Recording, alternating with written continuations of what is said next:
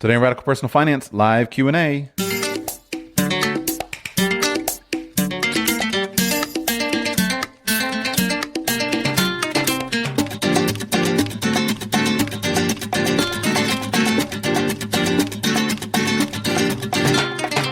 Welcome to Radical Personal Finance, a show dedicated to providing you with the knowledge, skills, insight, and encouragement you need to live a rich and meaningful life now while building a plan for financial freedom in 10 years or less. My name is Joshua. Today is Friday, August 5, 2022. And today on this Friday, we do live Q&A. Call in, talk about anything you like.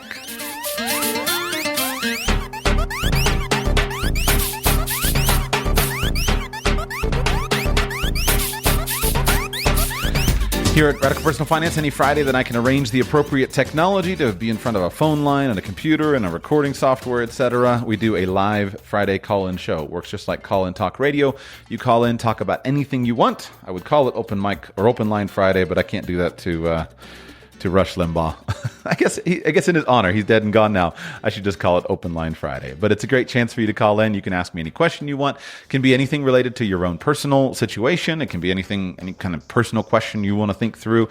It can be any topic that you're interested in, anything that is sparked that you want to hear me talk about, or anything you disagree with me on. We haven't had much of that lately, but if you disagree with me on something, I'd love to have you on. I'm a big fan of debate, big fan of conversation. So if there's anything on your list that you think would be well served by a conversation, I would love for you to join me on a Q&A show. To do that, go to Patreon, find Radical Personal Finance on Patreon, sign up to support the show there, and then you will have access to the call-in information. We begin with Ori in Minnesota. Ori, welcome to the show. How can I serve you today, sir? Hey, Josh. Thanks for having me. So I was listening the other day. You had a show where you had mentioned something about your vision and plan for things, and you talked about having like a family farm or an estate, some land somewhere as just part of your preparedness and family goals. And I thought that was a really interesting idea and something that's kind of come up in my own family and extended family, talking about, having something where we all have something together. But then you mentioned it wouldn't be something where you're necessarily, working it full time. Maybe you have people employed there. I would just like to hear more about that if you want to share, or, kind of how you're thinking about that. Sure.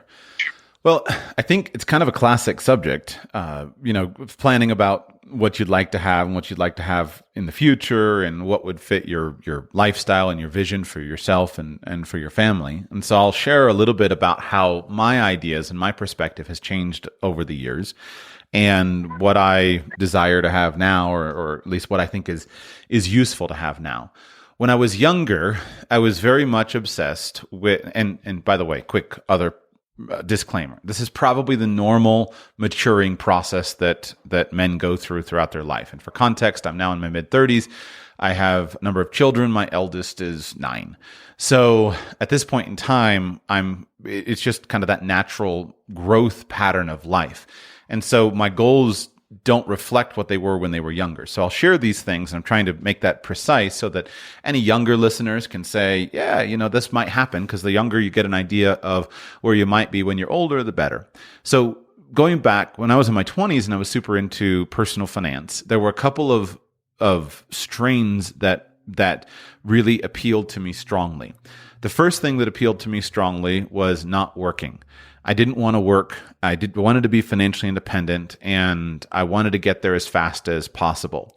The second thing that appealed to me was minimalism, and basically having a very carefree lifestyle enhanced by having minimal objects. And a third thing that appealed to me very strongly was constant or significant travel. Those are 3 expressions of things that I found very exciting. And so the pathway to get there in terms of a personal finance perspective the pathway I had at that point was work as hard as I can in order to accumulate money quickly, keep expenses as low as possible by living frugally and keeping to a minimalistic approach to life, so that I would be able to keep my finances under control and not have a lot of attachment to a bunch of physical stuff, and embrace a transient lifestyle, or kind of geographic arbitrage, moving around to different places, etc. And so at that stage of my thinking, I couldn't see the value in a vacation home. I couldn't see the value in really having, a big fancy house. I valued more modest possessions, and I loved the freedom that came with renting rather than owning, and with the value that came from those things. Well, over the years, I've realized that, number one, the reason I wanted to quit working was because I was operating from a flawed assumption of work, and I was working in something that wasn't a good fit for me. And so I decided and discovered that it was easier for me to change jobs or careers and move into a job or career that would give me the sense of control over my life that I wanted from retirement, and that was a better and healthier move than it was for me to focus exclusively on being retired. Number two, I discovered that while I still practice it's hard to say I practice minimalism, I still am not into excessive consumption of stuff, and I find significant quantities of physical possessions to be more burdensome than anything else. What I realized is that consuming and having stuff is a major contributor to the peak experiences of life that we often wish to have. One of the arguments in favor of minimalism is, well, just have experiences and not stuff. But if your stuff is properly chosen and carefully chosen and is not excessive, you're not just a hoarder of silly things, then it's the stuff itself that actually contributes more and more to the peak experiences. And then when thinking about geographic arbitrage, etc., as I've spent the last almost 4 years wandering and being a long-term traveler, I have realized that while I do greatly enjoy traveling and I have a restless and wandering spirit, that there's something so special about having a deep sense of home and a deep sense of connectedness and place. And that's important for me, that's important for my wife, that's important for our children, etc. So bring all these things down to vision and goals, etc. To me, having a place that is carefully chosen and that enhances your lifestyle can be, at its core, a fundamental part of accomplishing some of these longer goals. And let me give one more comment. To me, what really gets me excited when I think about my goals and my vision and my future is the concept of legacy. And by legacy, I think of that in terms of impact in the world. Financial legacy has a component of that, but I'm not currently motivated by trying to make my children rich based upon inheritance. I want them to develop the skills of building their own wealth, and I want them to be able to do that as best they can. I'm not super motivated by saying I want to have $10 million to leave behind for them. But I believe that legacy, in terms of family legacy, community impact, etc., to me, this is really, really powerful. And a lot of this just comes from my basic worldview. As I look at the world, I see the world as basically at a kind of a middle point of a transition from gross unrighteousness, scarcity, and strife and conflict, and increasingly moving to a world of increasing orderliness, righteousness, justice, equity, and prosperity and abundance, and that path is not a linear path, but it's a progressive path that is progressively being realized. And a lot of that is simply tied up in my religious worldview. As a Christian, I believe that Christ is building his church, and that church is steadily and over time transforming the fundamental basis of all of society. If you look back over the last 2,000 years and you think about where we are as a people today versus where we were 2,000 years ago, or 1,000 years ago, or 500 years ago, or even 100 years ago, while what I'll dub as positive progress is not uniform, it is a consistent trend that more and more of the world is increasingly Christian, more and more of the world is increasingly talking about justice and righteousness in all of its various manifestations and permutations. The world is increasingly abundant, and while there are, and I expect, significant short-term and medium-term difficulties for that, that to me fulfills the classic vision of basically an improvement in the world and a redemption of the world. And so when I think about my place in that, in terms of here I am as one individual guy in a little corner of the world in the year 2022, I want to have an impact in whatever small corner of the world I have the opportunity to impact. And so that always begins, and forgive the minor sermon here, but in Christian theology, that always starts with myself. That always starts with self-control, improvement in my own personal being and my own personal character, bringing myself under control, bringing myself under subjection. It expands to my family, bringing my family under control, bringing my family under subjection, and bringing my family to a place where it can grow.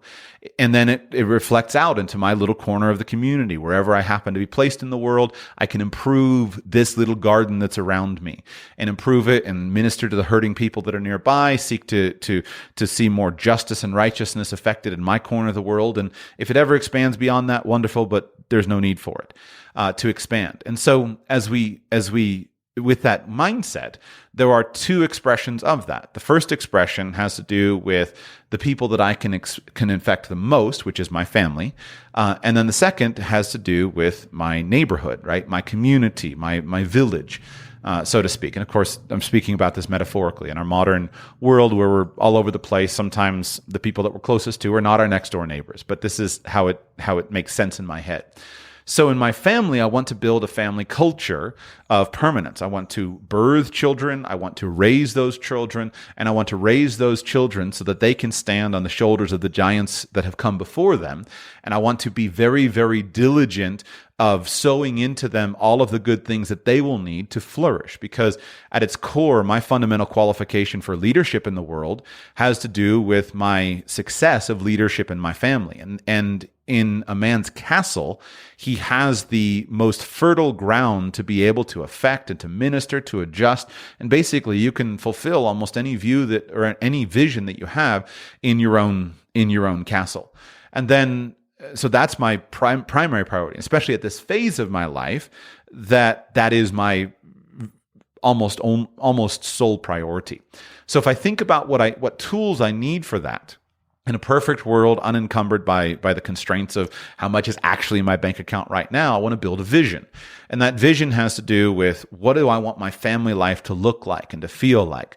I want it to be a family life full of love, full of joy. I want it to be a safe place. I want my children to be uninjured by others, unharmed by those who would come and seek to do them injury on various levels.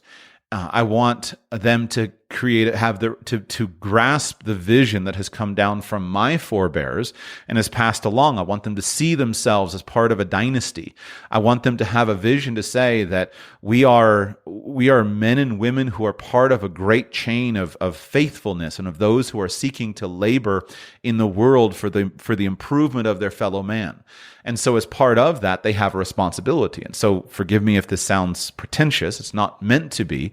But I tell my children, like, you are the children of the King, which means that my expectations for you are always going to be much higher than the expectations of those who see themselves as the children of a commoner. And so you may not understand why I'm going to place significant levels of responsibility on you, why I'm going to push you as hard as I can to maximize your potential, but I'm going to do it because you are to be prepared to be the next generation of leaders. And I'm going to seek to lead by example, but I'm also going to be preparing you because that's part of it. So back to place. What does place have to do with this? Well, as I've worked through this, part of that place for me has been to disconnect myself from the vagaries of any particular nation state. And so that's why that was at a time I woke up and I realized that I was very constrained to one particular nation state, and that I wanted more opportunities in other places. And so I did that. Well, that came with a sense of wandering and a sense of unsettledness that I don't think is a great way to live. Never did think it was a great way to live, but there are good things about it that I have enjoyed and appreciated. So as I see it, place can facilitate that vision in the world. And so place can be facilitated in a number of different ways. Number one, place will make a big difference in terms of your future. The way that I've talked about it on the show is, I think it was Jim Rogers who talked about how if you were in 1800 in London, then you were at the core, the epicenter of the world. And if you were at 1900 in New York City, you were basically at the epicenter of the world, and you were kind of caught up in the growth of what was potential in terms of all of the changes that would happen in the 19th century and the growth of the United States. In 2000, Jim Rogers talked about it. In 2000, if you were in Singapore, that was the center of the world. My question has been, well, what is that place in 2050 or in 2100? Is that place Singapore? Is that place New Delhi? Is that place New York City? Who knows? And so over the last few years, I've been exploring that to try to get a sense of what is the place of the next 100 years. And for a while, I didn't think that place would be the United States of America. I'm a lot more sympathetic to the United States of America than I was 2 years ago. And so maybe that place may not specifically be New York City, but I think that the Americas are still going to be very, very powerful in the coming decades. And there are other regions as well. But it's more difficult. I still don't know exactly what that place is going to be in the year 2100. And of course, who knows if anyone knows. But metaphorically, if you knew what that place were going to be, then being in that place could be a major part of your family's vision. And so for me, part of it is not just, I want a lake house and a farm in the middle of nowhere, but it's that I want to have places that are in these scenarios. And so, meaning I want to have places that facilitate and foster this basically global vision that I have. And I will probably never be able to affect it as much as it is in my own head, but a part of my international wanderings has to do with setting up several homes in different places so that my children can have opportunities and feel comfortable and at home in multiple cultures. I've questioned this a lot. I'm not entirely convinced. There's a whole movement of what's called third culture kids, that meaning children who are raised in a culture that is not their own native home culture, and what that does to their psychology, to their outlook on life, etc. Because what happens is, if you are, say, an American family who picks up and moves to Bogota, then you'll never lose your American identity, and you'll never truly be genuinely, authentically Colombian. Your children will be from a third culture, and they'll find themselves most at ease with international persons who float among cultures. And so I've read a lot about it. I've thought a lot about it. Is this what I want for my family? And I'm not sure, but at the moment I've tried to embrace kind of this global vision. We've very intensively engaged in multilingualism, doing multilingual, multicultural education, traveling a lot as a family. But now, what about kind of a retreat? Like, what is that place that gives you that basic sense of home? Where's that place that you come back to for the holidays, etc.?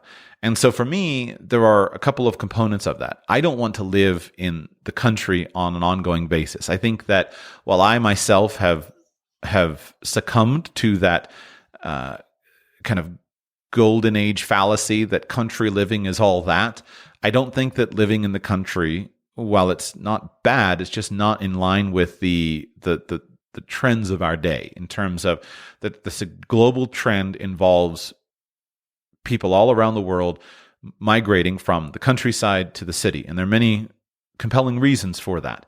And so I want to be where the people are, which means that I want to be present in the city.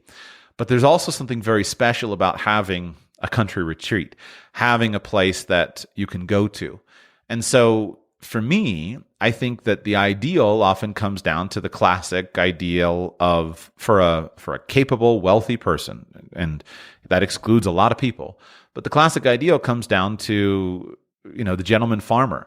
There was a reason why Thomas Jefferson, who is one of my personal heroes, envisioned the United States as a land of farmers, as a land of even gentleman farmers. And I think Jefferson is such a beautiful hero to look at his lifestyle and to understand what he did and who he was. He had an intense interest in the benefit of a riparian lifestyle, and he was involved in it very closely, but he was not but that wasn't his core focus, right? He wasn't just an uneducated country bumpkin. He was a wealthy statesman who had a rural retreat. And I think that this is still possible. I don't know if I haven't done it, figured it out yet. One of my models on this, a guy that I admire very intensely on this, is Tai Lopez. Tai Lopez, he of the Here in My Garage fame from a few years ago, Tai Lopez has become just an incredible businessman, an incredible leader. And one of the things that's so fascinating is he brings these, for me, worlds together that I love. He's super into the regenerative agriculture space, which I also am really, really interested in.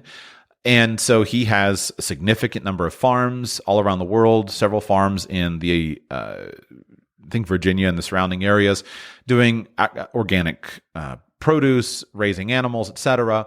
But he's also very, very involved in the world of international business. And he kind of goes between these worlds very consistently. And that's my ambition. My ambition is to enjoy an expression of that life, of having time where you're Tai lives, his primary domicile seems to be Puerto Rico. So he gets on his private jet in Puerto Rico, flies to his farm, and goes to his Amish house. And then he gets on his jet and flies to London. So that's the lifestyle that I think is really neat. But Tai he has one son. He doesn't have children. His son doesn't seem to be a visible part of his life. And so for me, it's more about, though, okay, what could be a center for my family? And so I think that having a place that is a sense of home, where this is home for our family, at least one place, and that's probably going to be in a city, is important. But then in addition to that, having a secondary location for all the reasons that I've talked about of having a vacation home, I think is a really powerful part of it. So if you have a really wonderful farm, a place where it's just full of peace and relaxation, a really wonderful vacation property, it might be a ski chalet, it might be a cabin in the wilderness, it might be on a lake somewhere, and you start to build that as a place of your family culture, then I see that place as facilitating those close bonds and relationships that you're seeking to build in the early years to continue the family connection through the later years. And then I also see it as basically solving that kind of last desire for being prepared for the end of the world as we know it. If we look throughout history, you see that throughout history, there are various things that can come that can upset people. You go back to World War I or World War II or any of the various revolutions that you track around the world, and you'll see that the wealthy elite of those societies had their lives upended. And so what were the keys for them being able to come through that period of hardship in the healthiest way possible? In some times of hardship, the key was to be able to draw on the strengths of multiple nation states. That's where multiple passports, multiple countries, multiple languages, multiple cultures, and multiple kind of home bases was a big factor. If you found yourself part of a persecuted political minority or a religious minority or an ethnic minority, your ability to pick up and go from one place that was being targeted, where you were being targeted, to another place where you were not being targeted was a big deal. The other component was simply having a safe place to go if you were not personally being targeted, but there were things happening all around the world. And so having a farm that produces food and is productive on it, where you can know you can go and be safe and have food for your family, that's a big deal in times of famine. Having a place that is away from potential nuclear attacks, that's a big deal at certain times in human history. And so for me, I haven't done it yet, but that's kind of what I'm looking for, is to say I want to have a couple of bases around the world in cities and cultures where I think that the growth is positive, and then I want to have at least one or two retreat places where you have this sense of family tradition. One of my heroes on this would be Bill Bonner. Bill Bonner, the founder of Agora Publishing, well known in the financial newsletter space. He and his family, they have just this really neat sense of properties. And what I like about Bill is he's a traditionalist who is sufficiently philosophically self-aware to be able to comment about the things that he does. And so his family is primarily based at this point in time in Maryland, where they have their business and they've done, Baltimore, Maryland, where they've done their business and have had involvement. But for many years, they were in Europe. And so they maintained this very intense dual kind of bicultural, bilingual expression. And so they lived in Europe for many years. He has this wonderful stone chateau in Europe that he talks about how he bought it and he's built it. And it's just this ancient building that gives this ancient sense of place. They also have a family, basically a rural family property, I think in Virginia, if memory is right, of this classic farm where they go to. And then he also has a large ranch in Argentina that they also go to. And so as part of their family culture, they use these places to facilitate different things. And so imagine you have a 23-year-old child who just got out of a bad relationship and lost his job and he's not sure what to do. Well, being able to say to the child, why don't you go to the farm in Virginia for a few months or go there and work on your book or something like that. Having that sense of these family resources where you can support the members of your family, and then having these as the center of family traditions, right? In the summertime, we go to Argentina and we go to the ranch. And then when we're at Christmas, we're always on the farm in Virginia. And that place impacts and influences the culture. And to wrap up this monologue, I would say that I used to think it could be done without place. When I was younger, I saw it and I was like, you don't need a place, right? You can do it without that. And now I think that the place really facilitates it. I hate to say this publicly because I find myself commenting on public issues, but basically, I wonder today if I would name my show Radical Personal Finance if I had to start it over again. Because when I was younger and I chose that working name, my idea was that there were radical ways to accomplish what people used to have to do the old-fashioned way. And I was very influenced by the Tim Ferriss approach of you don't need to be a millionaire, you just want to live the millionaire's lifestyle. Well, today I have a podcast outline that I've created. I haven't recorded and released it, but here's the title. The title is, What If You Just Always Did What the Rich Do? And I've come to appreciate, in the same way that I've come to appreciate the value of conservatism, meaning before you go and try to explode a system, make sure you understand why it really works. I've come to appreciate the traditional aspirations of finance. And I look now at wealthy people, and instead of looking at them and thinking that they were dumb, and that I was smarter the way that I did in my more arrogant youth, I now look and I realize that there was a wisdom, and I hadn't been there yet. I hadn't experienced what they'd experienced.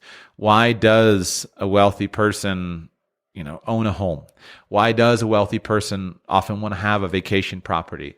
Why do the wealthy have, a ranch in Sun Valley or a ski chalet in Jackson to go along with their property? Why do the wealthy keep a place in Palm Beach and a place in New York? And so today I appreciate those things and I see them, and now I desire them more and more for myself. So that's a fairly long-winded answer that the goal is to say, how can I acquire assets that will help build my family culture so that the family culture will endure, impact the world around, that the children will be strong, the grandchildren will be strong, and looking out throughout generations, how do you build a legacy that endures? That's my vision. Thank you so much, Go ahead, Joshua. Ori. It's definitely a lot to unpack there, and I appreciate the wisdom. Yeah, I'm kind of in the same, stage of life, mid-30s, few children, similar ages, and thinking about all these same topics. So I appreciate all that you're doing, and thanks again. Well, may we all think together and then come to conclusions and encourage one another in the process. Nick in New York. Nick, welcome to the show. How can I serve you today, sir? Hi, Joshua. I have a question regarding stock investing. Most of the people I read and I watch on YouTube regarding personal finance, they all say, don't try to beat the market, buy a broad index fund, DCA into it, and sort of live your life. I wanted to ask you if you agree with that approach, or if you believe that there is a place for individual stock picking. And if you do, how would you recommend someone who doesn't know anything about stock picking to go about this? How could I educate myself if that's a good option overall? I do agree with that advice. It's hard as a public figure or an advice giver. It's hard to fight against the significant amount of data that has been collected over the years, demonstrating that most people aren't great investors, most people aren't great stock pickers, etc. And so when you give advice that's not personalized, you tend to say, you kind of revert to the mean. You tend to say, I'm just going to tell people to do what's safe. And so, choosing mutual funds, choosing passive investments, it feels safe. And the performance of those asset classes is so excellent that it's basically been traditionally a safe bet. I myself believe that there are plenty of people who can beat the market. Hopefully you hear the quote unquote beat the market. And I think that there are plenty of people who should, and with great safety and great security, take full control over their portfolio. I've simply known and worked with too many to believe that I don't believe in what's called the strong form efficient market hypothesis. I believe in a weaker form efficient market hypothesis. The problem is, in terms of giving advice, it's hard to know how to tell someone where to begin. So what I would say to you is that if you have to ask me for advice on where to start, you probably are better off, just buying an index fund. Because if it's not of sufficient interest to you that you've already read a couple dozen books on it, then probably that's your place to start. I think that if I were to think of an example, right? If you think of someone like Joshua Kennan, Joshua Kennan is very little known, but he for years he's kind of a I don't want to call him a prodigy, but he for many years he wrote a dummy's guide on investing. He wrote for about.com on investing stuff, and he started when he was very, very young.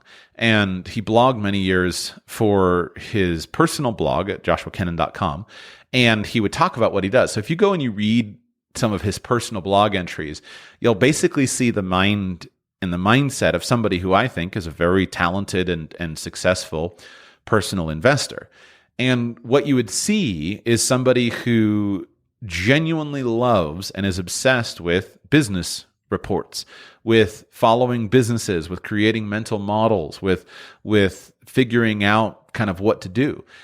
He will sit there and for him, his favorite activity is reading 10Ks. And so he'll go through and just read 10Ks and go in and spend hours and hours and hours and hours doing it. And he loves it. And so for many years, he was just a private investor. Now he has a investment management company. And the guys like that are the ones that I think absolutely do, quote unquote, I shouldn't keep saying that. They do beat the market. And while they may not consistently always be able to do it every single year, they have a substantial advantage. And when you're a relatively small player, it can be even more. There are people that I've interviewed in the podcast that I've worked with. They just genuinely love sitting and studying trends or studying charts and doing momentum trading or various approaches. And so you need to recognize about yourself and say, that works for me. I'm that kind of guy. Why don't I talk about it more? Joshua Sheets is not that guy. That stuff drives me nuts. I would much rather go and read the history of the Roman Empire than read a 10K. I'm not interested in it to that level. My interest has always been in personal finance, partly because of the impact of personal finance on society and on sociological perspective and all that stuff. That's why you hear about me. So if you're interested, then I would say just start somewhere. You can start anywhere. Grab a book of recommended books and read through them. But if you're not willing to dig through, you're going to wind up reading dozens and dozens and dozens of books. You're going to wind up studying this topic. So pick up, if you're not the kind of guy who picking up a copy of The Intelligent Investor by Ben Graham turns you on, then you probably know this isn't for me, and you're better off just picking either a mutual fund, either of the active or passive variety.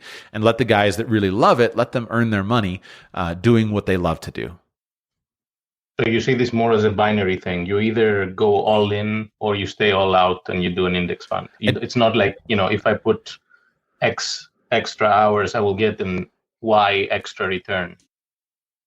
I hesitate to say I see it as a binary thing in this sense. If I woke up as an heir to the Walton fortune and all of my money was in Walmart stock, I wouldn't not sleep well at night, right? If you're choosing quality companies and if you own quality companies, you got a great thing going. You got a great portfolio. So that I initially kind of rejected the binary label, but in the sense that you're applying binary, meaning that could you add 50 basis points to your performance by putting in 5 hours a week of study? I don't know. I doubt it. I don't know, but I would say that there's probably a corner that you could find, a corner where you could compete. So just always recognize that most people who teach about something generally do that so that they can make significant amounts of money from the teaching, not because they've had a breakthrough performance. And so you want to be really careful. I believe that there are good performers who also teach. But this world of how to make money and how to make money from sitting at home and trading on your computer is one of the most, it's fraught with trouble. It's fraught with scams. It's fraught with bad advice. So I would say that investing an extra 10 hours a week into your investments and into your business life would undoubtedly pay off massively. But it may or may not pay off with your ability to pick stocks. It may simply pay off with some other expression of personal finance. So picking stocks is classically a very difficult marketplace because you're dealing with the world of the most public information, where there are the most people going after the smallest market, right? The number of companies that is listed on a stock exchange is, let's say that you had a total sample set of 5,000 companies that you were going to look through. The amount of attention that's paid to the 5,000 companies that are listed, that are most prominent listed, is absolutely huge. There are millions and millions of people around the world who are studying every single movement and piece of news about those companies.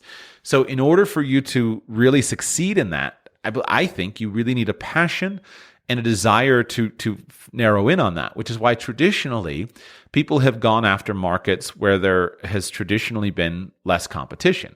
Compare 5,000 stocks and the information about those stocks and trading those stocks being accessible to anyone in the world who can find information.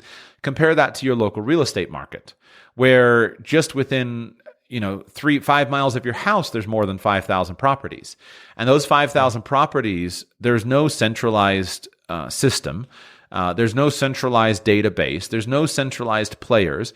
And there are only a couple of hundred people who are targeting that 5 square mile basis. So this is why if you're looking for ways that you can profitably invest your time, many people would say you're better off investing in a market like your local real estate market where that time can pay off versus you thinking that somehow you're going to have a leg up on the analysts on Wall Street.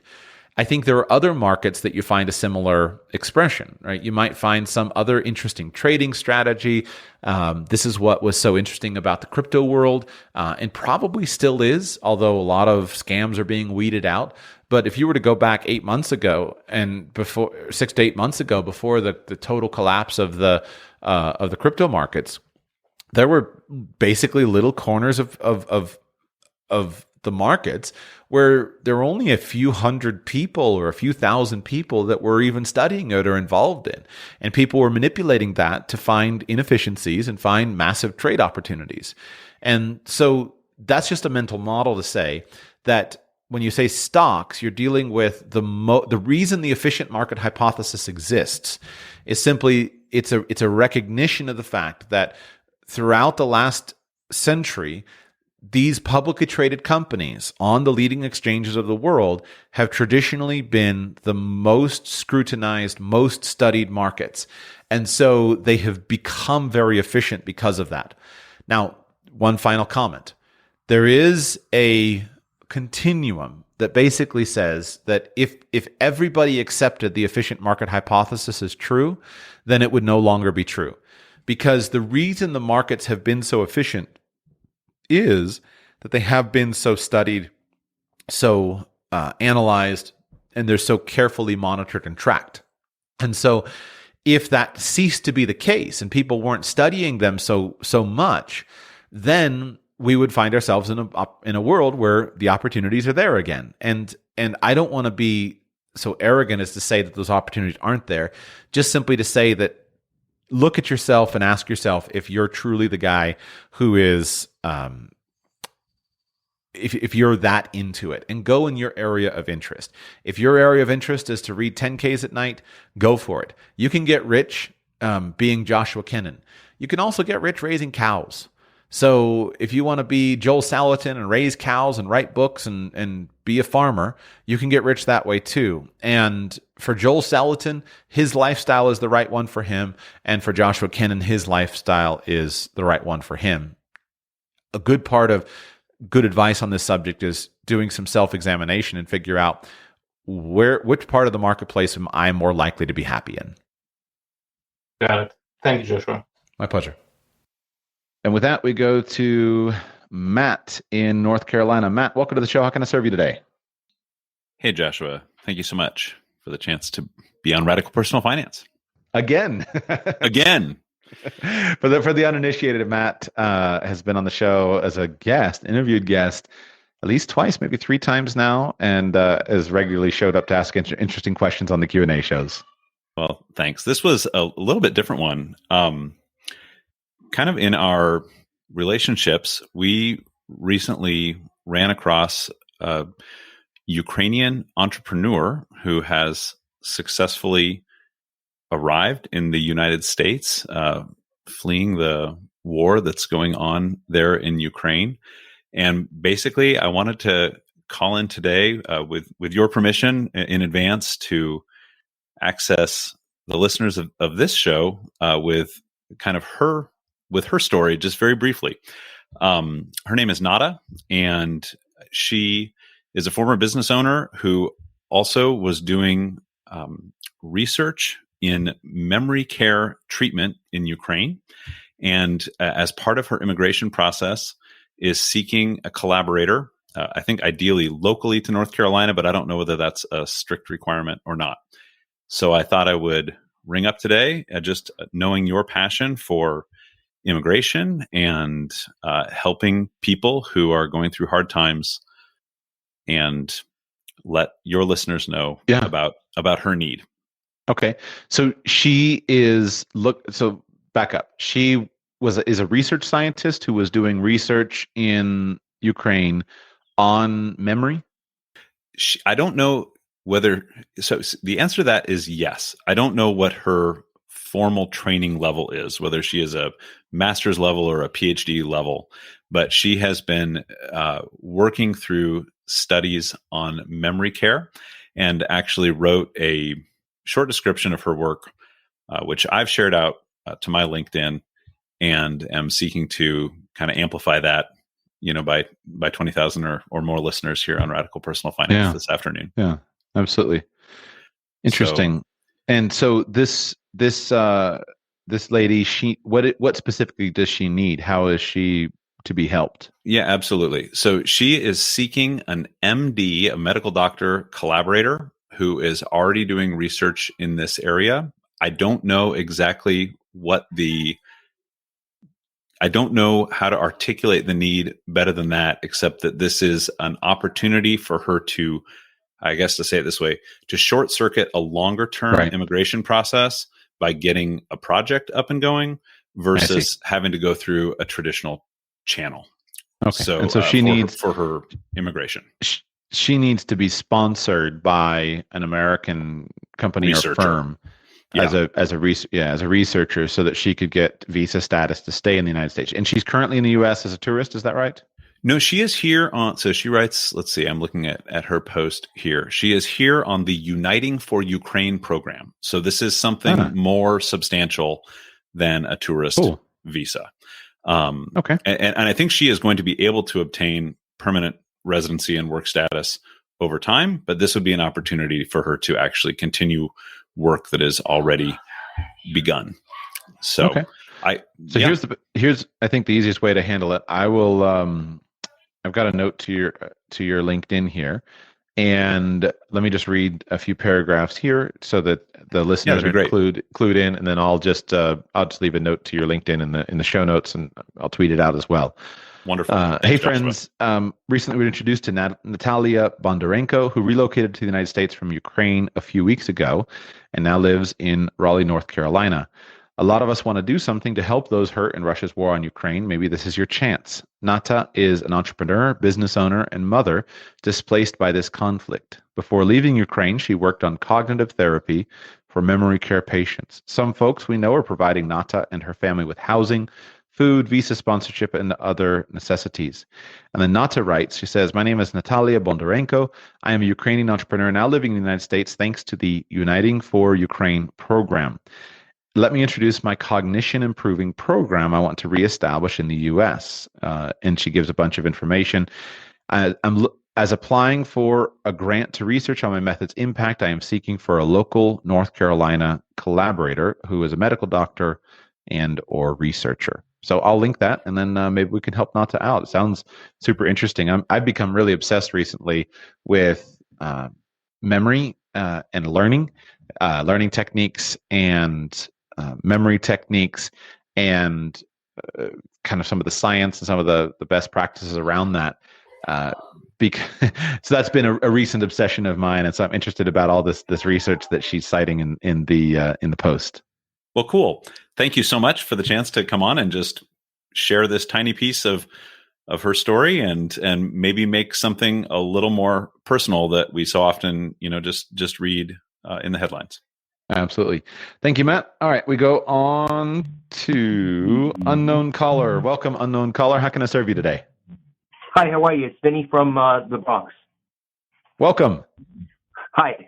So I actually have a two-part question. I don't want to monopolize your time. So, of course, whatever you can answer, that would be great. Otherwise, So the first part of my question is, I'm 40 years old. I've made a bunch of financial mistakes in my life. And my first question is, how do you get over them? Ruminating on those past mistakes and what you could have done with the money that you made and the time that you invested. And then the second part of my question is, as a result of making those mistakes, I'm now in a state of what you would call, or I shouldn't say in a state, but I now hyper-analyze things to the point where, I'm in a state of analysis paralysis when it comes to making decisions. And then, of course, when you don't make any decision, that's a decision in and of itself. So I guess that's what I wanted to know. I appreciate your time. What kind of financial mistakes have you personally made? Well, funny story. When I was, 20 years old, I worked an entire summer. Actually had two jobs. I made $3,000, and I lost every single penny in the stock market because I made some dumb moves. Bad business ideas, bad investments. Selling things at the wrong time, buying things at the wrong time. Even some such mundane things as getting a parking ticket, or hiring someone to do work and they end up doing the wrong job and I should have noticed it at the time. Just a series of things, any number of things off the top of my head. Okay. And how old are you? I'm 40. Okay. And at the moment, you're in a place where basically you're starting over again and you don't have a ton of money. No, I'm in decent shape. I mean, thank God. I have a good job. My wife, we both have good jobs. We have a decent house. It's just, I guess, basically when I seek to make a future decision, I think back about the mistakes I made, and that kind of, in other words, I get caught up in the mistakes I've made in the past, which then prevents me in the future from making decisions. Like, for example, instead of investing in the stock market now, I like gold because the stock market, I've lost a lot of money back in the day. It's tough to time it. I don't, with index funds, I mean, there's certain things like, yes, it goes over time 7%, but then some years it goes down 30, other years, So in other words, it's tough for me now to basically take a step back and be like, okay, over the course of 90 years, the stock market's returned X, but I guess what I'm trying to say is I get caught up in, the decision, and I say this could happen, that could happen, and it's tough to make a move. Okay. Here are some thoughts that I hope will be helpful to you. Obviously, it's a big and wide-ranging question, and there are going to be many answers that will emerge from time to time. But to begin with, I think that it is important to develop a proper way of thinking about what we call a mistake. And it's interesting and ironic, or rather appropriate, that even just the context, what I just said about memory. And let me explain. I said I've been super obsessed recently with memory, researching memory, and trying to understand kind of how it works. And I was watching this talk by a university professor, well known in the memory space, named Robert Bjork from UCLA. And he recently gave this talk, or didn't recently, but he gave this great video where he says how we learn versus how we think we learn. And I guess I just found it here. It's 6 years old, so it's not new. But I recently watched it. And one of the things that he talked about in that talk, two points he made in the talk that are really interesting. One point he made is that most people, especially laymen, who look at the field of memory or intelligence, they think that forgetting is a problem that needs to be avoided. So you say, how can I develop a better memory? Well, I've got to figure out how to stop forgetting. But he made a comment, something like that those who are knowledgeable in the space of memory space understand that forgetting is a core part of how you even remember. And I immediately knew what he was talking about because of an experience that I had in first grade. This is how clear you'll see, and you'll stick with me, you'll understand where I'm going in just a minute. When I was in first grade, I was learning about numerals, and I was learning how many digits there are. And I had a test in which the question said, how many different digits are there? How many numerals are there?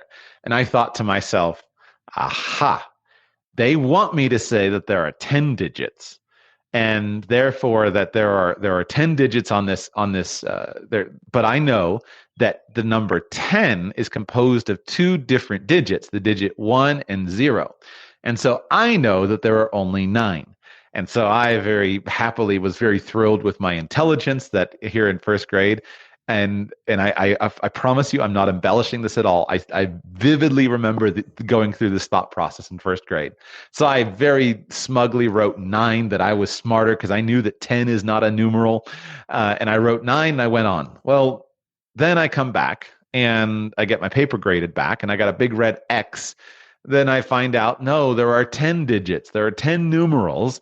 And I forgot 0 because 0 is a numeral. And so therefore my whole answer was wrong. And what's interesting about that is that when I got the wrong answer, I got the wrong question, I forgot the answer, it put a memory very, very clearly in my head that is something that will never go away. And it's because it's a word that will never go away from me. It's a question that will never go away from me because I understand. Because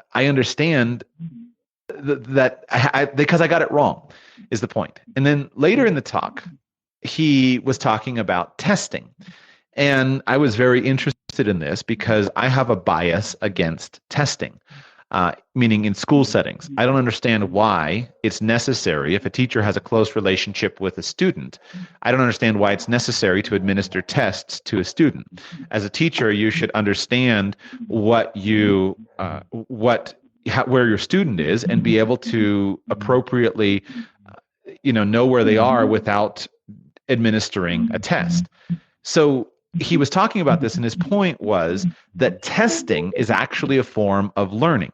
And he indicated that he gave a bunch of examples of where they have done this, that rather than doing more studying, you should actually use testing as a pedagogical tool for learning.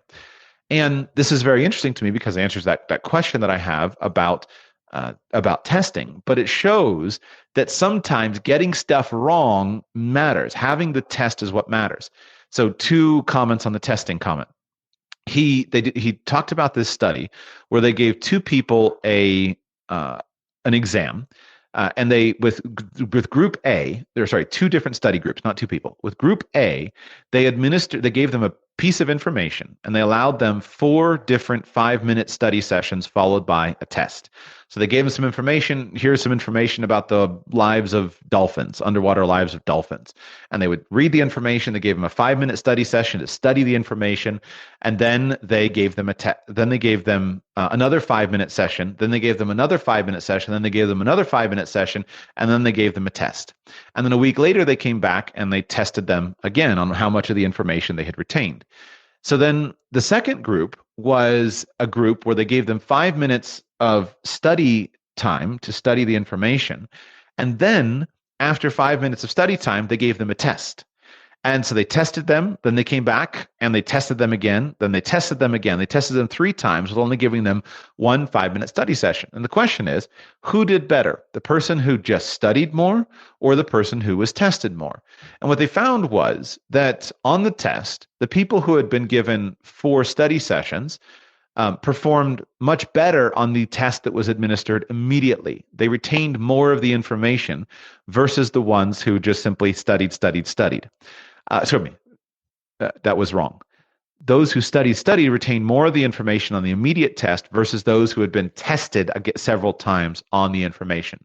But when they came back a week later and they administered the follow-up test, the people who had had less study time and who had had more tests performed substantially better on the test a week later. They retained more of the information than those who had just simply had lots of study time.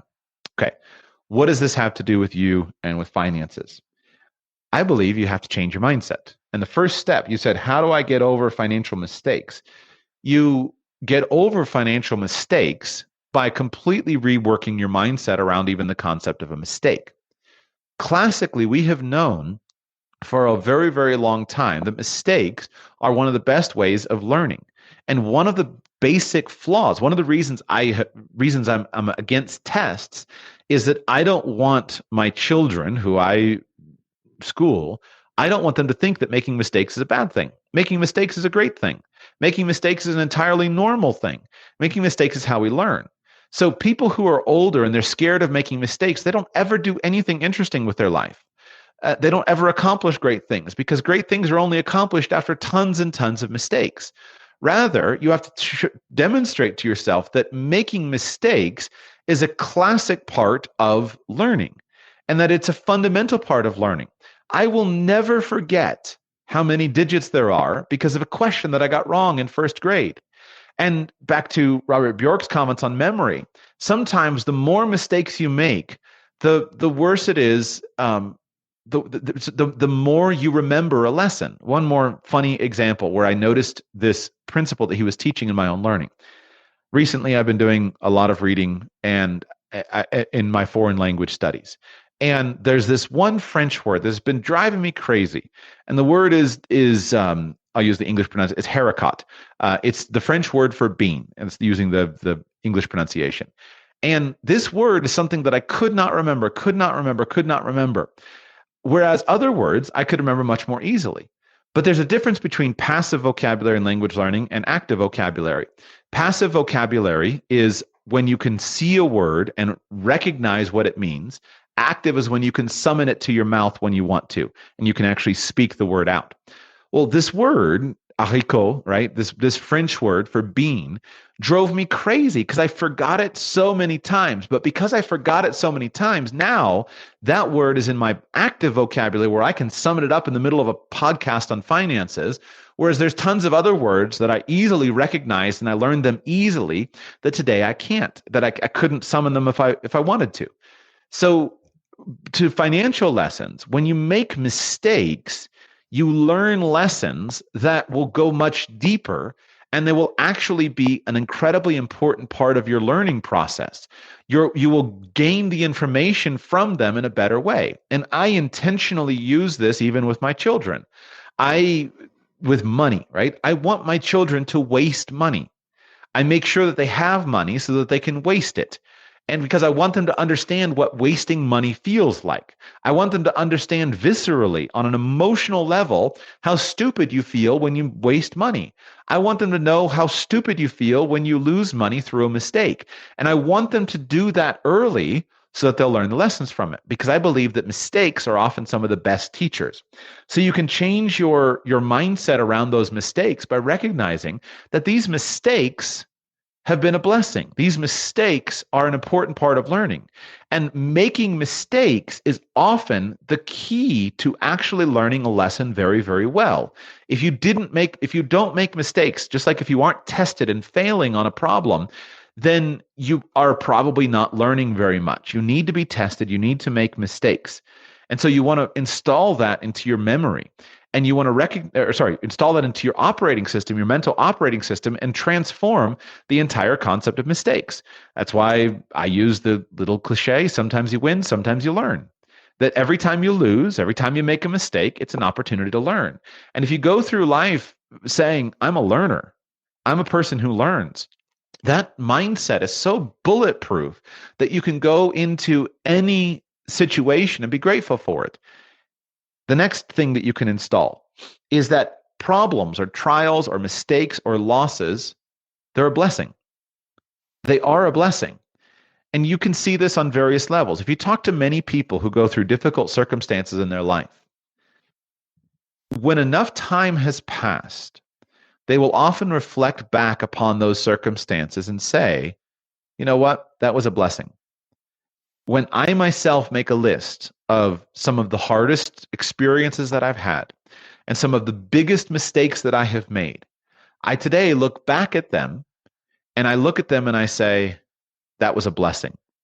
That they were genuinely a good thing in my life. They were blessings because I can gain the lessons from them. And the lessons that come from the bad times, from the hard mistakes, are often the best the most powerful lessons for all the reasons previously discussed. The caveat here is just simply you try to avoid the wipeout mistakes, right? If you make a mistake that winds up ending your life, there's no coming back from that one. And so we're talking in the realm of mistakes that are not life-ending. So as long as you haven't ended your life, then it's all good. You can get up and you can go on and do something else. And so recognize that these mistakes or these bad experiences, these trials are going to wind up being a blessing. This should also be easy. One comment on this, this should be easy, especially for people who are Christians. I preach this all the time, that one of the things that's so powerful about Christianity is you can go through life believing genuinely that the universe, as it's commonly dubbed, or I say God, that the universe is conspiring against you to teach you all the things that you need. And so I make fun of the word the universe, but the Bible says that if you have trials in your life, welcome them as friends, knowing that they come to test you. And so no matter what you face, whether it's a blessing meaning something that you like and you're fairly happy with, or whether it's a trial, meaning something that you don't like, it's divinely conspired to be for your good and that you can learn something from it. And it's a good thing in your life. And so you can take it as a matter of faith. You can take it as a matter of experience by reflecting on your life experience or the experience of others. And you can recognize that the hard times, the mistakes are going to be part of your overall formation, and you're going to learn the lessons from them. The next thing that you can install into your operating mindset: the past doesn't exist. Because quite literally, the past does not exist. Think about it. The past is gone. It doesn't exist. And so you should never give weight to something that just doesn't exist. And people go through their life with all this stuff from the past, all this baggage, all these things that affect them. And one of the things you got to do is sometimes say, the past doesn't exist. I repeat again a little cliche that for me has been so helpful. But when I was a teenager, I listened to Zig Ziglar and it beat into my head. And I use it so much that failure is an event. It's not a person. Failure is an event. It's not a person. Yesterday ended last night. It's gone. Today is a brand new day, and it's mine. Failure is an event. It's not a person. Yesterday has ended. It's gone. It doesn't matter. Today is a brand new day. The only thing that actually exists is today. In this moment, that's the only thing that you can affect. So install that into your mindset. And I'll give you one more. We could go on all day. I won't, but I'll give you one more. Okay. No, I appreciate all this. Thank you. Is the ultimate renewable resource. Money is the ultimate renewable resource. There is no limit on the amount of money that's available. There's a little money cliche that we use where we say, it's only money.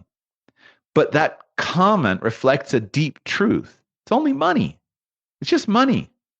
Money is the ultimate renewable resource. There is no limit to the amount of money that exists in the world.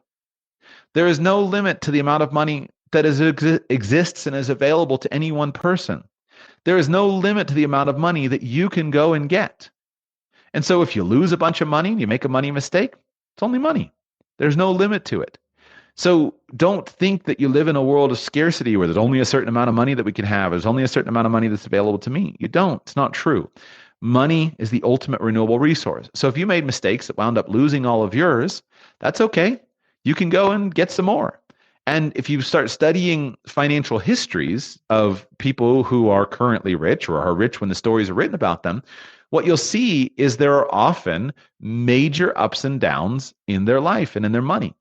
And that usually it seems like wealthy people wind up losing all their money at least a couple times before they figure out how not to do it. And so if that's happened to you, okay, move forward and let's figure out how to get it back. And then start to study stories of people who have come into money quickly and recognize that you don't need 40 years to build a fortune. You can build it much more quickly if you take the right activities. Let me go with one more. Right? No, I'm going to stop there. I could go all day. I won't go. So let me flip to your second question. Okay, how do I hyperanalyze? Am I hyperanalyzing the problem, the issues? First, my answer is install a stronger mindset. Build a more useful personal philosophy. Build a framework in your mind of philosophy, of truths, of a mindset that actually serves you and benefits you. Things like mistakes are great. They're good teachers. All the stuff that I've already talked about. Then look at problems and break them apart into their actual components. Don't let if you're facing a problem or you're analyzing something, don't let some weird, unexamined, emotional event from the past affect your life now. If you're trying to figure out, should I invest in gold or should I invest in stocks, you have to ignore what happened in the past and approach the question fresh. That question should be the most obvious question in the world, right? What does gold do? Nothing. What do companies do? They make money. So you should invest the vast majority of your money into companies that make money versus gold that sits there and does basically nothing. But you should probably have some money in gold. That's what I think. Now you might think differently, but to put all your money in gold is crazy, especially if it's because of an unexamined opinion or belief, because you think that somehow I'm afraid of something that's happened in the past. And your personal philosophy is ultimately malleable, right? You've heard me when I talk about stocks, I don't use the word risk when I mean volatility. I say volatility when I mean stock prices going up and down, and I use risk to refer to specific types of risk that can affect stocks. One of those risks is market risk, meaning the stocks happen to be more or less valuable based upon their market sales price today than other times. But use proper language and study things out. But if you'll do that, then you'll figure out how to approach your own situations and solve your own issues. But don't let it be something. Oh, well, I made mistakes in the past, and now I can't do it. And by the way, we all have areas that we do this in. And so if you're skinny, recognize how stupid fat people philosophy is, where they say, well, I ate I ate a bite of pizza, so now I gotta eat a whole pizza, right? That's what we fat people do. If you're successful in some other area, take your philosophy that's worked in that other area and then apply it to your money so that you can start to build a healthier philosophy. So that's the best I got, Vinny, to get you started. Hey, I really appreciate your time. Thank you so much. I'm going to chew on that for a little while. My pleasure. All right, we go for our final call to the great state of Florida. Welcome to the show. How can I serve you today? Hello? Yep, go ahead. You're up. Hey, Joshua. This is John. Really wish I wasn't asking this question, but 2 months ago, my daughter was hospitalized, and over the course of these 2 months, we've received a lot of donations and support through various resources. The biggest one being GoFundMe, but there's also been like some raffles and T-shirt sales, and all the money coming in is fabulous. I'd give anything to not have the money and just not have my daughter gone through what she's been through. But I guess it's kind of a two-part. Is there any tax implications with all of the donations, specifically the GoFundMe? And then with not knowing what the immediate medical needs will be, or even what the lifelong medical needs will be, is there somewhere to kind of just set the money aside for a while that would make more sense than just sitting in a savings account? Yeah. So I need to ask a clarifying question because your cell phone went hard to understand right at the most crucial moment. What happened to your daughter? She was hospitalized. She'd gotten E. coli, developed HUS, which shut down her kidneys. And then she went into cardiac arrest. And it got bad real quick. 2.5 hours of CPR, 42 doses of epi, put on life support. And she's coming back to us very slowly, but she's going to need lifelong physical therapy, occupational therapy, speech therapy. She suffered a anoxic brain injury. So, wow. It's going to be a rough How old is she? 18 months. Wow. No, that's heavy. Very, very heavy. Very, very difficult. Yes. May God continue to give you strength as you fight for her and as you seek to press forward. So the specific questions you asked was, number one, tax implications, and number two, what should I be doing with the money? Where should I put the money? Is that correct? That's what you asked me? In the gist of it, yeah. I mean, for right now, the immediate medical expenses have been extremely minimal, thankfully, despite, a 2-month hospitalization. But I know as things progress and insurance has changed and the expenses will come on, I just don't know when that will be. Okay. And about how much money has been donated based upon these various grants, et cetera? As of right now, it's about $60,000. 50,000? 60. 60,000. Okay. All right. And how much have you received? Have you actually received the disbursements and you have something like $60,000 in your accounts? Roughly, yes.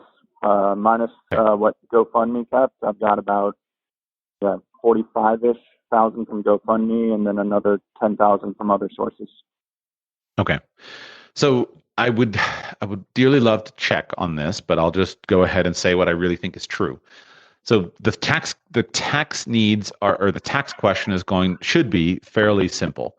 It's my understanding that organizations such as GoFundMe or other various platforms, that the underlying tax questions simply follow the ordinary tax doctrines of the IRS.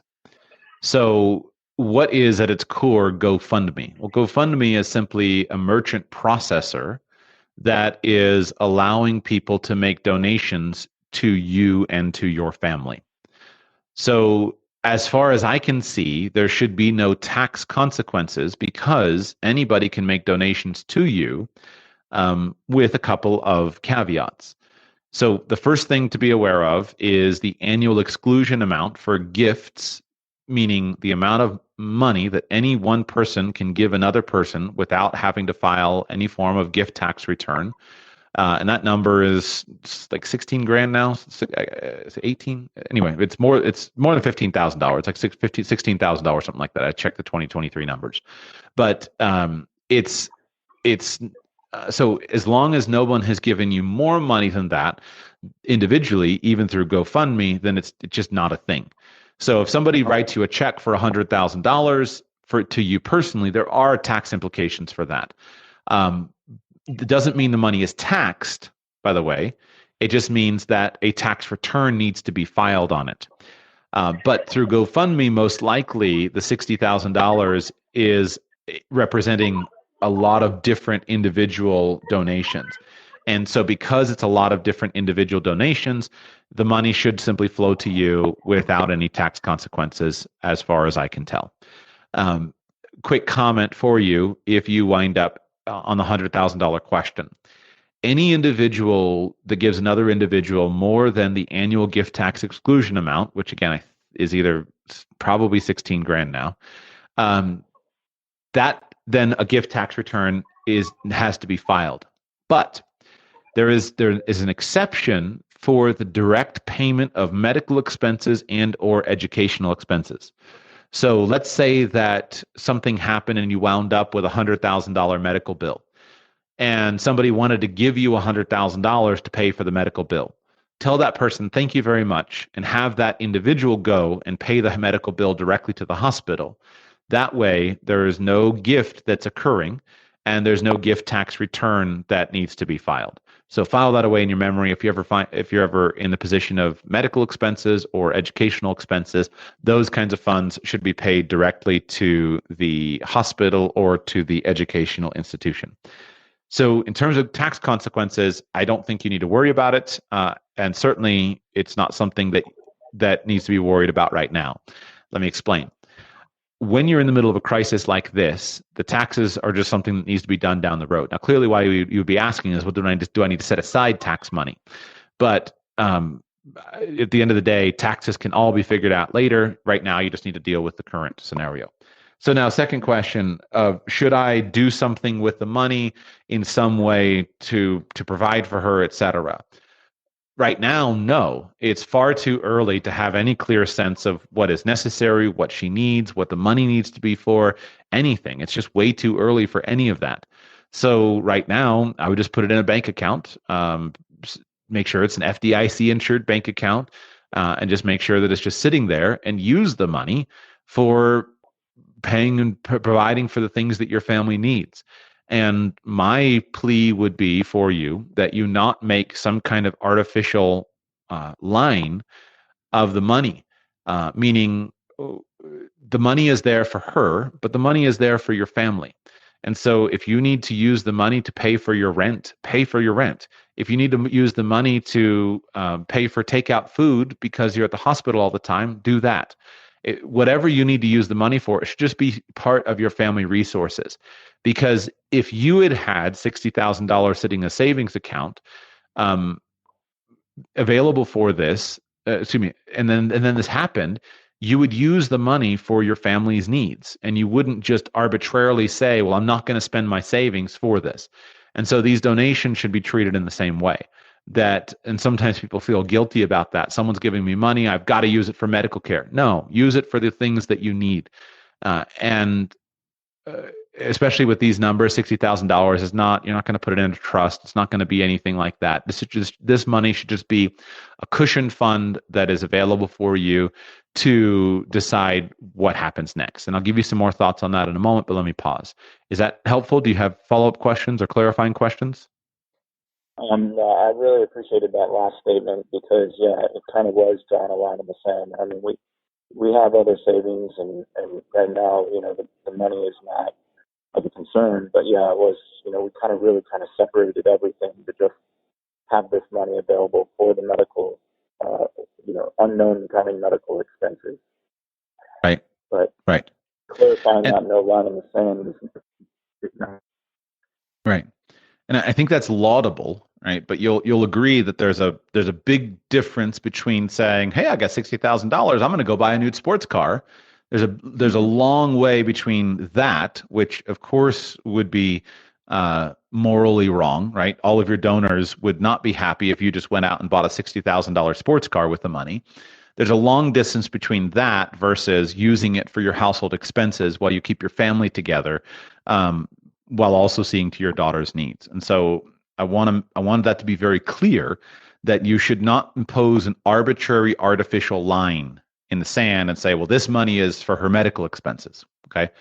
Next thing I want to say has to do with what the money should actually be spent on. You said that she is receiving good care and the medical expenses are largely being absorbed by insurance at the moment. Is that true? Yes. Okay. Right now, I'm active duty military, and most all of the expenses have been completely covered. Wonderful. Okay. This is more general advice for whenever you find yourself in a financial crisis, but so this won't be totally applicable to you, but it's something you need to be thinking about, and also for other listeners. When you're in this kind of situation, you need to be a little bit, what word should I use? Sneaky is not the right word. Maybe conniving, scheming. Basically, you need to play defense.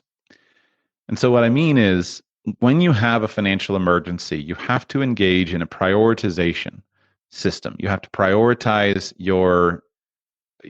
to engage in priorities.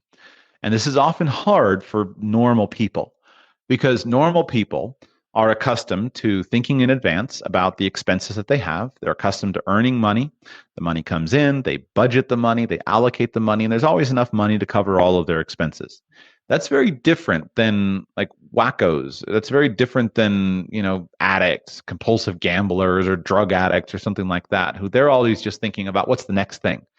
And if you ever dealt with somebody who is just either an addict of some kind, or somebody who is untrustworthy and dishonest with money, what you'll see is that the person who is an addict or dishonest and untrustworthy with money is really good at is figuring out how to just solve the next problem, right? They're not going to worry about how to pay their rent. They know that if they don't pay their rent, they'll have 45 days of grace period before they're actually on the street. So they'll say, okay, I'm going to go and buy drugs, or I'm going to go ahead and do the thing that's more appropriate. And this is hard for those of us who don't think that way to do, to get to. But when you all of a sudden wake up and life has dealt you a giant kick in the gut, then now you have to say, whoa, wait a second.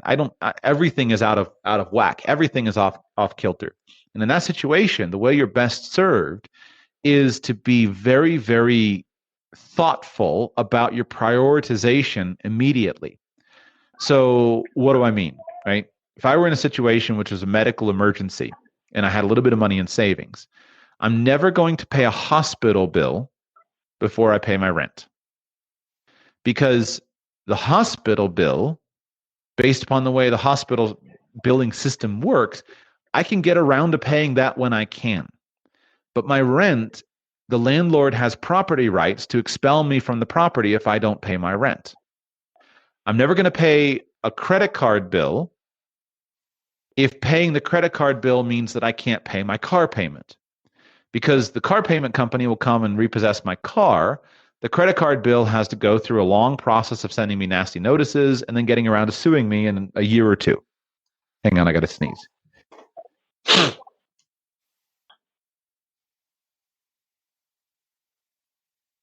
So basically what I'm saying is, so in essence, what you want to do is focus in on very, very carefully prioritizing what's more important now, what's less important, and pay those things that are more important. And if anything can be pushed off to the future, push it off to the future. Now, because the medical bills themselves are being mostly covered by insurance, I don't think you're going to have a significant problem on this topic. But it is something you need to be careful of, that that you don't wind up paying a bill that could be pushed off, and then it gets the wrong scenario. So don't pay medical bills before you pay household expenses. Pay your power bill, pay your lights, pay your all that stuff. Keep stability. And then last comment: do you and your wife have other children? Yes, we've got another daughter, 5-year-old. Great. So what you want to focus on also is stability. You want to focus on as much stability as possible for the rest of your family. And so from a financial perspective, right, you want to keep your daughter in the same school that she's in, or the same daycare that she's in, or with the same schedule that she's in as much as possible. You want to keep the same house and stability so that you can try to minimize the things that are exposing with your ill daughter, and then try to keep her, and be aware that when people go through when families go through the death of a child or a major sickness, etc., it can really destroy the family relationships if you're not really careful. So be really proactive about it, and use some of the money to take your wife on date nights. Use some of the money to hire a house cleaner.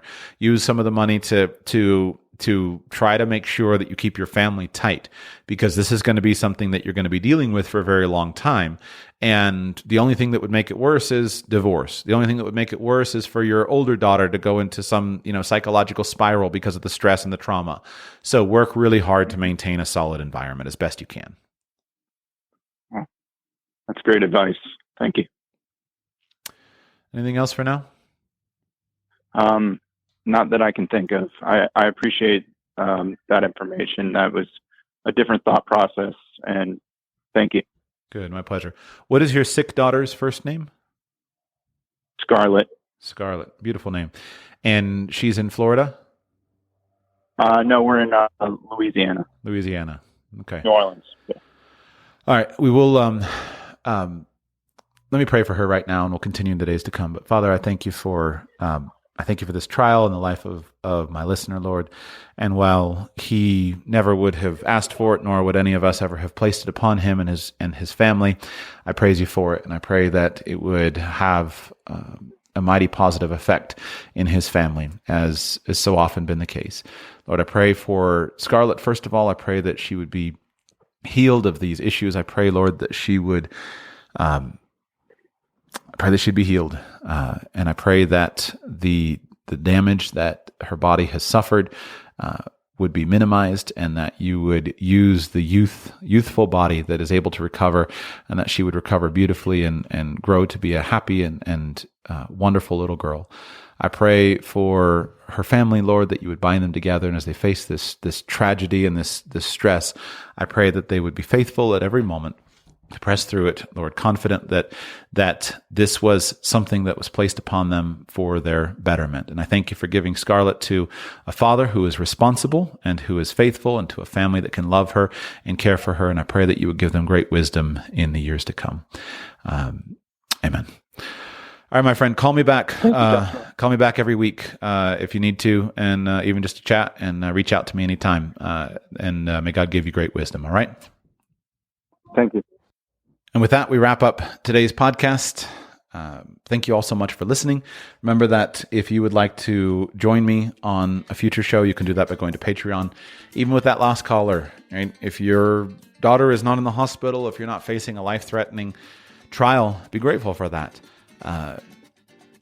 The comment that I made right before that caller, right, was saying it's only money. Financial problems can have very, very real impacts in the world. But one of the things that I tell myself when I'm looking at problems is simply this: is this a problem that can be solved by money, or is this a problem that can't be solved by money? And I have trained myself to say, if this is a problem that can be solved by money, it's not actually a problem. It's just a circumstance. life is full of real problems, and there are financial problems, but that listener would give everything he could just to have a financial problem. Which would you rather face? A life problem or a financial problem? You'll quickly see that the financial problem is just money. It's only money. So I hope this has been useful for you. Have a wonderful weekend, and I'll be back with you very soon.